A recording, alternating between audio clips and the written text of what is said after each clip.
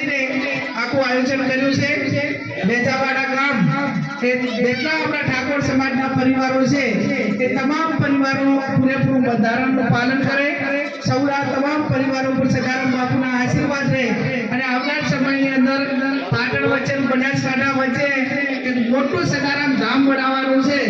એ ધામનો ફાળો જ્યારે આપણે ભેગો કરવાનો થાય ત્યારે વધારે નહીં પણ ઘર દીઠ એટલે જેટલા માતા દીઠ ઘરમાં 2 જણા હોય તો બહે આપણે 5 જણા હોય તો 500 આપે એટલે એક વર્ષમાં આપણે અહીંયા ધામની જગ્યા લઈને કામ ચાલુ કરવાનું છે।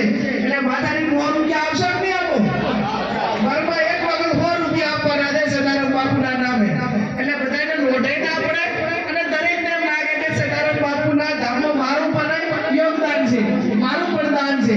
મને પછી ઘણા આપે એના માટે જે આપે પણ નાનામાં નાનો માણસ 100 રૂપિયા તો આપે અને 100 રૂપિયા પ્રમાણે તો આપણે ફાળો કરી અને એક આ મોટું ભવ્ય ધામ બનાવશું।